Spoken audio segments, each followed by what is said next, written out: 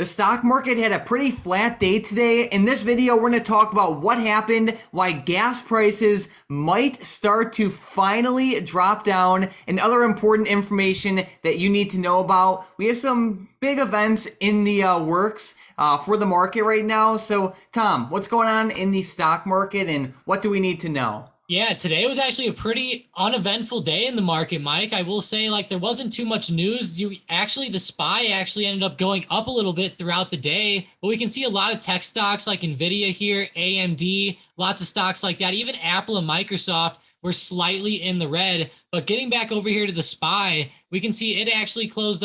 Actually, it did end up closing red, Mike, at the end of day. It came right back down towards that 374 support. If we end up breaking below that tomorrow, it's going to look pretty bad. I will say, though, the SPY had a pretty good day overall. We obviously had that bad move down in pre-market this morning and in after hours on Tuesday night. So that was obviously bad. But overall today, Mike, Powell spoke this morning and testified in front of Congress. This was a pretty big deal. He was getting grilled by a bunch of different Congress members on a lot of different aspects, but he pretty much just kept reiterating that the Feds understand the hardship that high inflation is causing, and they're strongly committed to bringing inflation back down, and they're moving expeditiously or quickly to do so. So obviously they're trying to raise rates at a higher rate. We just had a 75 basis point rate hike here. I know everybody likes to talk about Powell, Mike, and the SPY was going up early in the morning, so he could have been helping the market up a little bit, but he was getting grilled by some of these Senate members here. Like John Kennedy, a Republican from Louisiana, said inflation's hitting my people so hard they're coughing up bones. And he said, we have one hell of a mess right now. And he also said, you're the most powerful man in the United States, maybe the world. That's a pretty big quote there from a senator. So definitely a big testimony this morning with Powell. And he's going to have another one tomorrow at 10 a.m. Alrighty, good to know. So the stock market was pretty mixed today, right? There wasn't a ton of upwards momentum or downward selling pressure. It was just kind of like a flat day. What are some of your top stocks you're looking at, or what's like the most important thing you're watching overall for tomorrow? Yeah, so a lot of stocks did very well today. Some that caught my eye back to the upside were Netflix today. I thought they had a really nice recovery day today, up to around $180. They did hit around 182, but 180 was kind of like that median there where they started consolidating. I feel like Netflix had a unusually well day. Like if we look at them on a 1-year daily chart, Mike, they started kind of double bouncing down here around that 165 support. Doesn't look too bad maybe if they could start to come up here. And a lot of growth stocks are looking like this today. Even DraftKings was up 2.88%, all the way up to $13. Pretty good move out of them. I'm also watching Roblox. They were leading my watch list today, up 4.99%. They had a very explosive move back up. I noticed a lot of those metaverse stocks, whether it's Roblox, Unity, or Matterport, like those three stocks did pretty well. Matterport closed red because of that pullback end of day, but early in the morning, they were all three running up. Alrighty, there we go. And then, Tom, I can't help but look at these oil stocks like ExxonMobil, Chevron, even OXY. They are starting to tank down. So what's happening with these ones? Yeah, this is bad. And actually, Biden had some pretty big news with gas today. But nonetheless, Exxon was down 3.9%. They gapped down this morning in a huge drop. Oxy's down, like you said, too. These oil stocks are definitely not moving well. They were actually kind of moving up towards the end of day and then started to fall back off there. So it was nice to see them kind of recovering back. But like I said, Biden actually called on Congress to suspend the gas taxes today, at least federally. The federal gas tax is 18 cents per gallon for regular gas and 24 cents per gallon for diesel. So it's a pretty big tax, actually. This is honestly for every gallon of gas pretty much that you guys buy. So it's gonna be rough.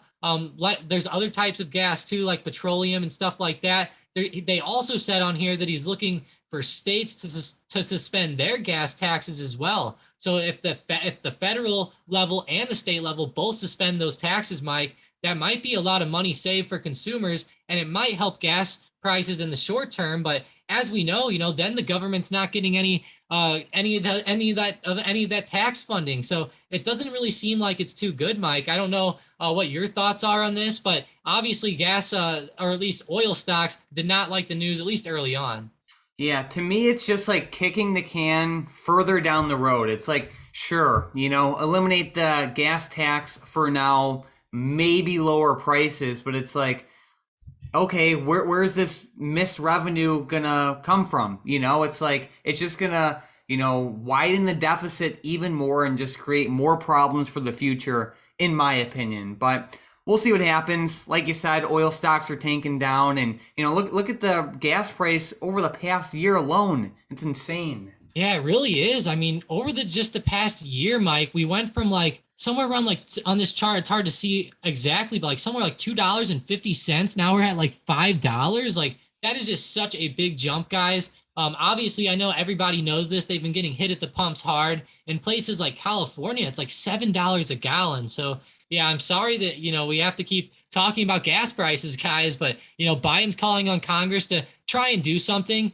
I really hope that we can do more stuff with our oil inventories to help these gas stocks or oil stocks, Mike. But nonetheless, if we look at them on daily charts, they're still fairly high if we, go back on a yearly basis. Very true.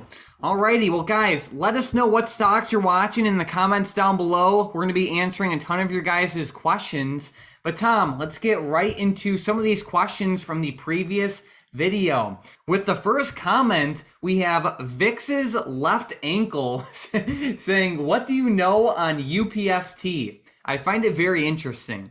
All right, I kind of find that username interesting, but looking at UPST, it has been a wild ride over the past year. Right now it's at $36.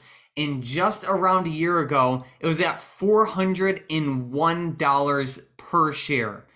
It dropped off a ton.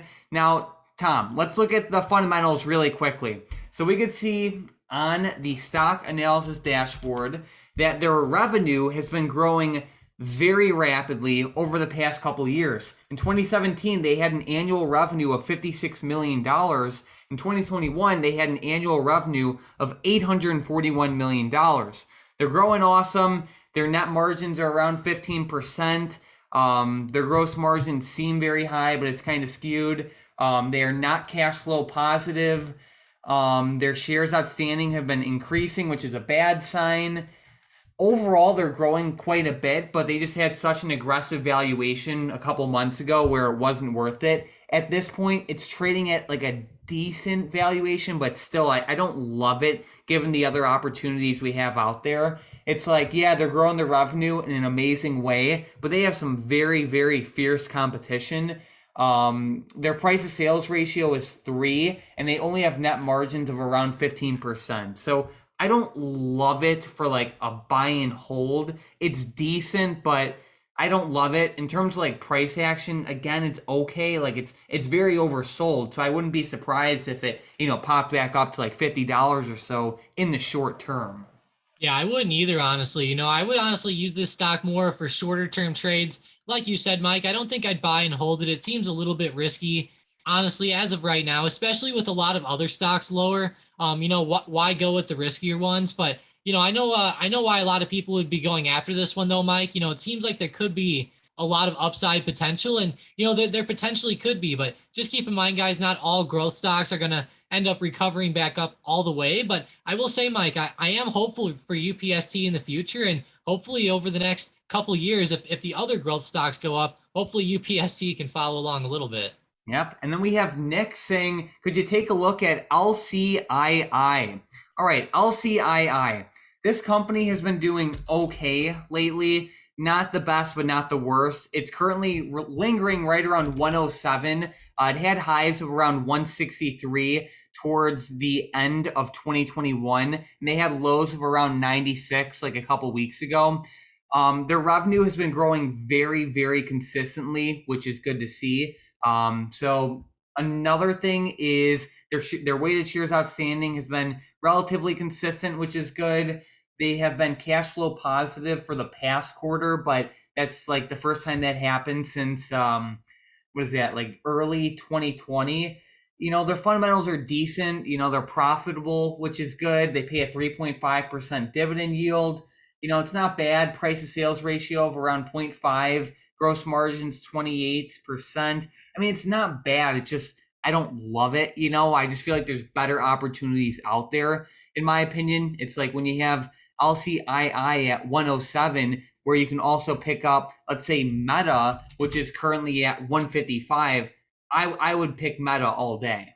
Yeah, me too. And I think that's the main point when you look at LCII. Like you said, Mike, it's not too popular, and there's honestly not a lot of volume in the stock either. Like if we look at LCII, like for example, today, let me get the exact number here. Like today, there was only, for example, like 128,000 volume. Honestly, more than I thought, Mike. But as we know, whenever you compare it to something like Meta that had a volume of something like 47 million today. It's obviously nowhere close, but yeah, I'm with you, Mike. I think there's just a lot of better other opportunities out there. If you know something about LCII, it could be a pretty good pickup. I was looking them up, Mike. They did seem pretty interesting with all the different products they make, at least. So at least they have that going. Yep. All righty. Well, let's get right into the momentum plays for tomorrow. With the first one, we have Upwork to the upside. Yeah, good old Upwork here. Go ahead and make them break that high of day there at $20.60. All right. With the next one, we have Netflix also to the upside. Yeah, I love this move with Netflix today. Go ahead and make them break above 182.85.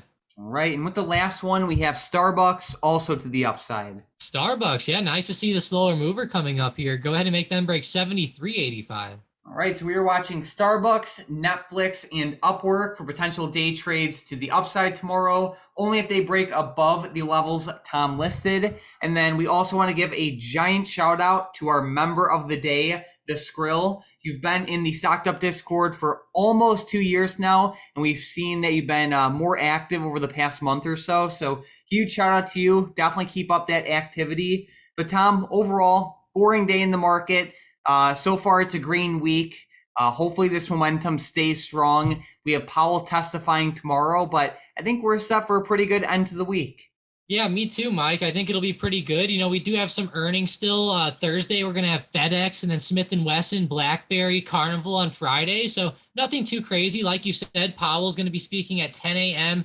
In the morning tomorrow at that testimony. Tomorrow's going to be in front of the House. Today, it was in front of the Senate. So we'll have to see what kind of questions are asked. But yeah, nonetheless, he got grilled pretty hard today. If you guys want to check that out tomorrow morning, just check it out. It's all over YouTube if you Google it or something like that. Honestly, Mike, it's pretty funny. Some of these senators were getting pretty angry with him today. There were some pretty snarky responses back and forth. All righty. Well, thank you guys so much for watching today's video. Make sure to subscribe if you liked it. We post a bunch of great content. So definitely make sure to subscribe, and let's have a great end to the week.